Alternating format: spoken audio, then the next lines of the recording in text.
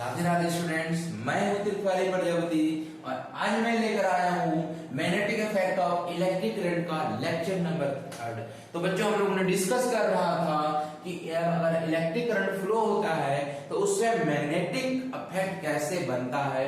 हम लोगों ने डिस्कस कर चुका मैग्नेटिक लाइंस के बारे में और मैग्नेटिक फील्ड के बारे में। उसके बाद हम लोगों ने देखा बच्चों कि मैग्नेट्स कितने तरह के होते हैं, मैग्नेट पोल में क्या क्या होते हैं, और अगर किसी मैग्नेट को मैं अगर लटकाता हूं फ्रीली तो वो किस पोल में हो जाता है, north pole south pole direction में क्यों हो जाता है। हम लोगों ने बहुत अच्छे से डिस्कस किया, जिसमें हम लोगों ने लेक्चर नंबर 1 देखा, लेक्चर नंबर 2 देखा। लेक्चर नंबर हम लोगों ने 1 में देखा मैग्नेटिक फील्ड लाइंस के बारे में, एंड मैग्नेटिक फील्ड लाइंस कैसे होते हैं, कैसे बनते हैं, और मैग्नेटिक फील्ड लाइंस का कैरेक्टरिस्टिक क्या क्या होते हैं, है ना। अगर आप लोगों ने मेरा लेक्चर नंबर 1 नहीं देखा तो प्लीज आप जाकर बायोकेमिस्ट नाम से सर्च कीजिए, चैप्टर के नाम से आपको लेक्चर नंबर 1 में आपको मिल जाएगा। लेक्चर नंबर 2 में हम लोगों ने डिस्कस किया ऑस्टेड एक्सपेरिमेंट, एंड हम लोगों ने देखा एम्पियर स्विमिंग रूल की हेल्प से कि ऑस्टेड एक्सपेरिमेंट क्या बोलता है। अगर करंट फ्लो हो रहा है क्लॉकवाइज या फिर एंटी क्लॉकवाइज, अगर बगल में मैग्नेट रखा हुआ है डिफ्लेक्ट हो जाता है, किधर डिफ्लेक्ट होता है, क्यों होता है, हम लोगों ने बहुत अच्छे से डिस्कस किया। एंड इसमें आपको आया है लास्ट में Maxwell right hand thumb rule, जो हम लोग लेक्चर नंबर 2 में डिस्कस किया कि राइट हैंड थंब रूल क्या बोलता है। बच्चों, राइट हैंड थंब रूल बोलता है जिधर करंट फ्लो हो रहा है आप राइट हैंड थंब रूल उधर ले जाओ थंब, और बाकी उंगलियां बताएंगी आपको कि किधर मैग्नेटिक फील्ड लगेगा। अगर करंट हमारा ऊपर की ओर फ्लो हो रहा है, करंट हमारा ऊपर की ओर जा रहा है, आप थंब ऊपर ले जाओ, हमारा दिखेगा ऐसे मैग्नेटिक फील्ड बनता है। तो हम लोगों ने सब देख चुका है मैग्नेटिक फील्ड कैसे प्रोड्यूस होता है स्ट्रेट कंडक्टर में, कैसे सर्कुलर कंडक्टर में। एंड उसके बाद हम लोगों ने लास्ट टॉपिक देखा था सोलेनोइड के अंदर कि सोलेनोइड में कैसे मैग्नेटिक फील्ड होता है एंड बार मैग्नेट जैसा है कैसे बिहेव करता है। आज हम लोग देखेंगे इसका एक छोटा सा पॉइंट रह गया था, strength of magnetic field can be changed by. अगर हमें, चलिए हम लोग लेक्चर नंबर 3 आपका यहां से स्टार्ट होता है कि strength of magnetic field can be changed, यानी अपन क्या करने वाले हैं, मैग्नेटिक फील्ड जो है इसका स्ट्रेंथ देखने वाले, चेंज कैसे करेंगे। तो चेंज करने के लिए क्या है कि आप इसमें करंट बढ़ा दो, क्या कर दो, करंट सोलेनोइड में देखा है, तो जैसे सोलेनोइड अपना है, क्या है सोलेनोइड, तो सोलेनोइड में से करंट बढ़ा दो, करंट बढ़ा दोगे तो मैग्नेटिक फील्ड बढ़ जाएगा, करंट कम कर दोगे मैग्नेटिक फील्ड कम हो जाएगा। दूसरा पॉइंट क्या है, increasing the number of turns, यानी जितना टर्न्स है, कितना टर्न है 1 2 3 4 5 टर्न है। अब मान लो आपको इंक्रीज करना है टर्न, खूब सारा टर्न लेना है ना, तो जितना ज्यादा टर्न रहेगा उतना ज्यादा मैग्नेटिक फील्ड शो करेगा, जितना कम टर्न रहेगा उतना कम मैग्नेटिक फील्ड शो करेगा। थर्ड पॉइंट क्या है, जो दोनों टर्न्स के बीच में जो गैप है इस गैप को कम कर दो, जितना कम गैप रहेगा उतना ज्यादा मैग्नेटिक फील्ड शो करेगा, जितना ज्यादा गैप रहेगा, है ना, कोई टर्न ऐसे है तो इसमें क्या होगा, आपका मैग्नेटिक फील्ड बहुत कम हो जाएगा। And fourth point, important point, कि आप इसके अंदर क्या करो, कोई ऐसा metal, nature of medium inside the core of solenoid, मतलब आप अगर इसके अंदर आयरन डाल दोगे जिससे मैग्नेट बनता है तो बहुत अच्छा बिहेव करेगा मैग्नेट के जैसा। और मतलब मटेरियल किस टाइप का डाल रहे हो, नेचर किस, क्या नेचर है वो डिपेंड करेगा कि आपका मैग्नेटिज्म कितना बढ़ रहा है। इसी टॉपिक को आगे बढ़ाते हुए इलेक्ट्रोमैग्नेट आता है कि अगर आप किसी आयरन का नेल पे, किसी आयरन का नेल पे, है ना, आप यहाँ कॉपर वायर लो और कॉपर वायर इसमें क्या करो, रिपीट दो ऐसे ऐसे ऐसे ऐसे, है ना, और यहाँ क्या कर दो, करंट फ्लो करवा दो, ठीक है। तो ये जो रॉड है ना, अपना जो आयरन है, ये बिहेव करेगा इलेक्ट्रोमैग्नेट के जैसा, जो हम लोगों ने आज पढ़ने वाले हैं। एप्लीकेशन ऑफ सोलेनोइड में आ जाएगा इलेक्ट्रोमैग्नेट। इलेक्ट्रोमैग्नेट क्या होता है, ऐसा सब्सटेंस जो बिहेव करेगा आपका एज अ मैग्नेट। कब बिहेव करेगा, जब आप इसमें क्या करवाओगे, करंट पास करवाओगे। जब आप इसमें करंट पास करवाओगे तो मैग्नेट के जैसे बिहेव करेगा, और जब आप स्विच ऑफ कर दोगे, जब स्विच ऑफ कर दोगे तो मैग्नेटिज्म क्या हो जाएगा, पावर खत्म हो जाएगा। तो उसको बोला जाता है क्या चीज, इलेक्ट्रोमैग्नेट। इलेक्ट्रोमैग्नेट कैसे बनाए जाते हैं, सॉफ्ट आयरन कोर लिया जाता है। आपका सॉफ्ट आयरन कोर लेने के बाद आपको इसमें क्या करना है, आपको इसमें कॉपर वायर को इसमें क्या करना है, लिक्विड देना है। लिक्विडने के बाद आपको इसमें करंट सप्लाई कर देना है बच्चों। करंट सप्लाई करने के बाद आप इस बन जाएगा इलेक्ट्रोमैग्नेट जैसा, है ना। कॉपर वायर कनेक्ट कर देना है किसी बैटरी से, बैटरी से कनेक्ट कर दिए, ये आपका इलेक्ट्रिक मैग्नेट बन गया। करंट ऑफ कर दो, यहाँ पे मान लो स्विच लगा हुआ है, करंट ऑफ कर दोगे, इलेक्ट्रोमैग्नेट ये पावर खत्म हो जाएगा। बच्चा लोग ध्यान देना, यहाँ पे आयरन लिया गया है। अगर आप आयरन की जगह पे आप अगर स्टील ले लेते हो तो परमानेंट मैग्नेट बन जाएगा। आयरन की जगह पे आप अगर स्टील ले लेते हो तो परमानेंट मैग्नेट बन जाता है। अगर आपको परमानेंट मैग्नेट बनाना है तो आप आयरन की जगह पे स्टील ले लो, उसमें कॉपर वायर लिपट दो, उसमें करंट सप्लाई कर दो, जो स्टील लिए हो वो परमानेंट मैग्नेट से बिहेव करने लगेगा। Factors affecting strength of electromagnet, same चीज रहेगा इसका भी फैक्टर के लिए कि अपन नंबर ऑफ करंट बढ़ा देंगे, करंट बढ़ा सकते हैं, और जो लेंथ है ना गैप का उसको कम कर सकते हैं ना, length of gap between poles. Steel point यहाँ लिखा हुआ है, स्टील यूज नहीं किया जाता है, अगर यूज करेंगे तो ये परमानेंट मैग्नेट की सर्वे करेगा। अब अपन देखने वाले हैं Fleming's left hand rule. Fleming's left hand rule जो बताते हैं किकिंग वायर एक्सपेरिमेंट एक्सप्लेन करता है Fleming's left hand rule. Fleming's left hand rule क्या होता है भाई, तो आपको लेफ्ट हैंड निकालना पड़ेगा। कौन सा hand, left hand. Left hand में 3 finger, thumb, 4 finger and middle finger, इन तीनों फिंगर का काम है, बाकी वो फोल्ड कर दो। अब इन तीनों फिंगर को आपको ऐसा रखना है कि तीनों आपस में म्यूचुअली 90 डिग्री पे हो, परपेंडिकुलर हो। अगर मैं इसको ऐसे रखता हूं तो ये दोनों तो 90 डिग्री पे है, बट इन दोनों आपस में 90 डिग्री नहीं है। इसके लिए मुझे इसको मिडिल फिंगर को ऐसे रखना पड़ेगा। मतलब अगर मैं ऐसे रखता हूं तो ये देखिए आपका तीनों क्या है, 90 डिग्री, इसके लिए ये 90 डिग्री और इनके लिए भी ये 90 डिग्री है, तीनों आपस में क्या है, परपेंडिकुलर है।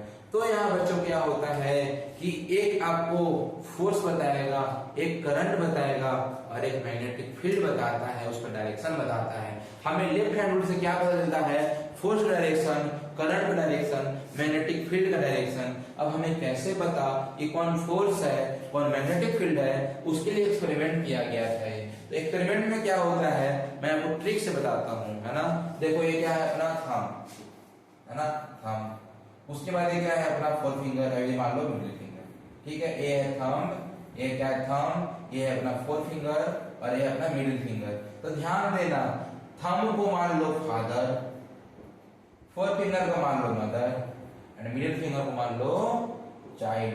पहले father then mother then child, है ना, फादर मदर चाइल्ड। याद कैसे रखोगे, पहले फादर मदर आता है तभी चाइल्ड आता है, इन्हीं हमेशा चाइल्ड रहेगा। फादर मदर में कैसे याद रखोगे, तो बच्चों ध्यान देना, अंगूठा को क्या बोला जाता है, बाकी उंगलियों का राजा। उसी तरह से घर में पापा को राजा बोला जाता है ना भाई, तो इसी तरह से क्या है, राजा है, पापा है ना, फादर है। अब F4 force, M4 magnetic field, C4 current, तीनों डायरेक्शन बता दिया क्या।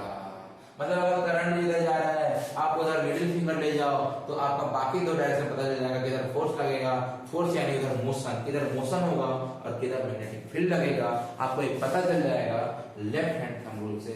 यहाँ किकिंग वायर एक्सपेरिमेंट में क्या किया गया था बच्चों कि आपको एक मैग्नेट ले लिया गया था, हॉर्स शो वाला, है ना। मैग्नेट इस तरह से लिया गया कि नॉर्थ पोल इधर है, साउथ पोल इधर है। तो आप बताइए मैग्नेट नॉर्थ पोल से साउथ पोल क्या फील्ड जाता हुआ दिखेगा, इधर जा रहा है मैग्नेटिक फील्ड जा रहा है, नॉर्थ से साउथ की ओर मैग्नेटिक फील्ड। यहाँ मैग्नेटिक फील्ड को क्या किया गया कि दोनों चुंबक के बीच में आपको ले लिया गया मरकरी। यहाँ क्या है, मरकरी लिया गया, यहाँ पे क्या लिया गया, मरकरी। अब मरकरी कुछ इस टाइप से लिया गया, जैसे मैं आपको यहाँ डायग्राम बताऊं, यहाँ क्या है कि ये मरकरी है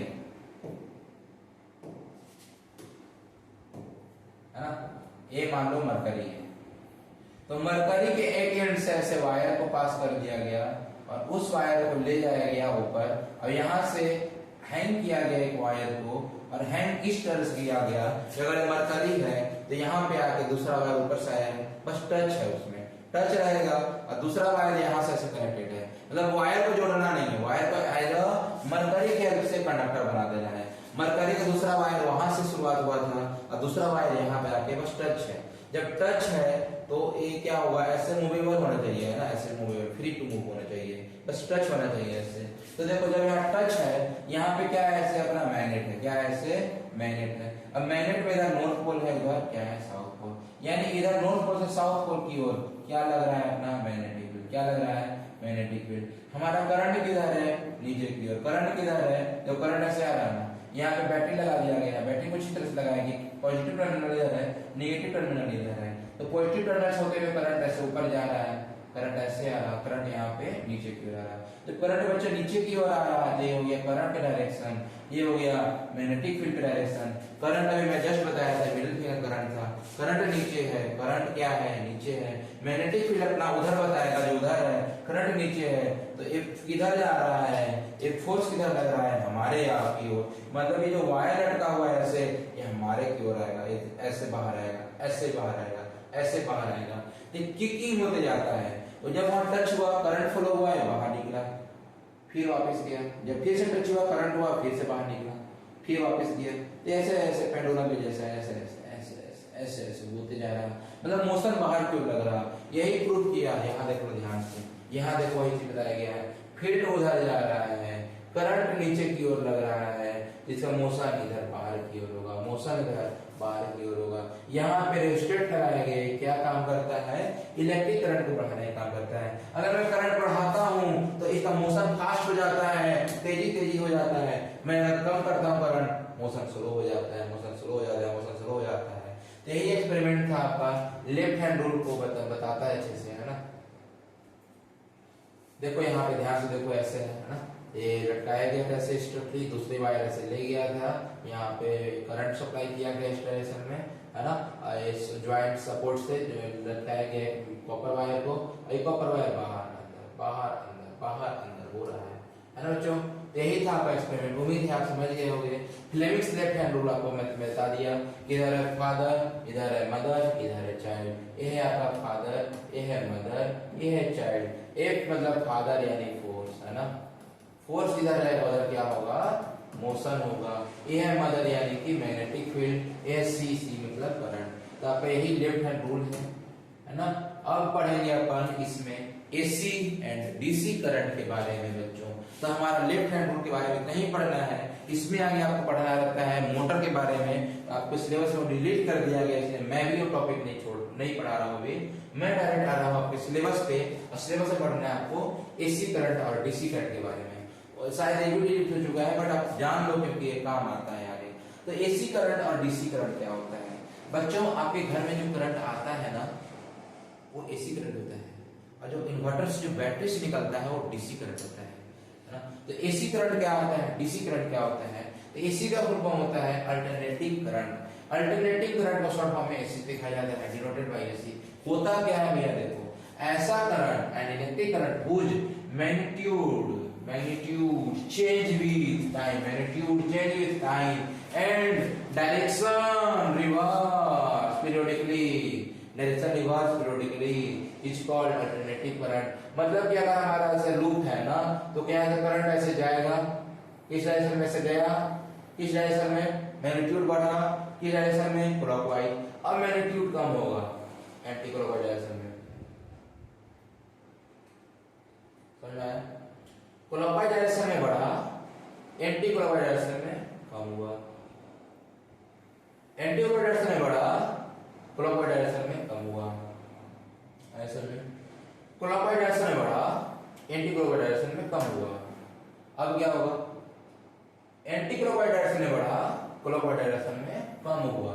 तो यही होता है अल्टरनेटिव करंट। अपन आगे ग्राफ में देखने वाले हैं, यहाँ पे क्या हो रहा है, देखो एक ए जा रहा है आपका क्लॉकवाइज डायरेक्शन में, बढ़ा मैग्नीट्यूड बढ़ा, मैग्नीट्यूड है इधर क्या है करंट, मैग्नीट्यूड बढ़ा, मैग्नीट्यूड क्या हो रहा है बढ़ा, किस डायरेक्शन में क्लॉकवाइज। अब नीचे आ रहा है ना, ये मैग्नीट्यूड कम हुआ, मैग्नीट्यूड कम हो गया, फिर से अब एंटी क्लॉकवाइज डायरेक्शन में मैग्नीट्यूड बढ़ा, कम हो गया। अब फिर से क्लॉकवाइज, तो यहाँ से देखो एक लूप यहाँ से यहाँ कंप्लीट होता है, मतलब एक कंप्लीट लूप में क्या हो रहा है कि आधा टाइम में क्या हो रहा है क्लॉकवाइज हो रहा है, आधा टाइम में क्या हो रहा है एंटी क्लॉकवाइज हो रहा है। मतलब ऐसे हमारा एक कंप्लीट सर्कल बन रहा है। तो आधा डायरेक्शन में क्या था, यहाँ पे यहाँ तक ये था क्लॉकवाइज डायरेक्शन में बढ़ा और फिर कम हुआ, फिर एंटी क्लॉकवाइज डायरेक्शन में बढ़ा, फिर कम हुआ, बढ़ा कम हुआ, बढ़ा कम हुआ, ऐसे हो रहा है ग्राफ बनता है, बढ़ा कम हुआ, एंटी क्लॉकवाइज बढ़ा कम हुआ, बढ़ा कम हुआ, बढ़ा कम हुआ। मतलब ऐसे चलते रहेगा आपका। ये होता है ग्राफ आपका किसका, अल्टरनेटिव करंट का। आगे लिखा गया है सोर्स ऑफ एसी क्या होता है, तो सोर्स ऑफ एसी होता है बच्चा party hydro electric generator, thermal power हो गया या फिर न्यूक्लियर पावर हो गया, ये सब चीजें में जो करंट बनाई जाती है वो एसी बनाई जाती है। यहाँ पे क्या होता है, number of cycle completed by the AC 1 second is called frequency, है ना। 1 सेकंड जो नंबर ऑफ साइकिल कंप्लीट करते हैं उसको क्या बोलते हैं, फ्रीक्वेंसी बोलते हैं। अब फ्रीक्वेंसी क्या होता है, the frequency of AC India is 50 है, ये याद रखना पड़ेगा आपको, थ्योरी पार्ट है। फ्रीक्वेंसी इंडिया में कितना होता है, 50 हर्ट्ज होता है, मतलब 1 सेकंड में आपका 50 बार जाएगा आएगा जाएगा आएगा जाएगा आएगा होता है।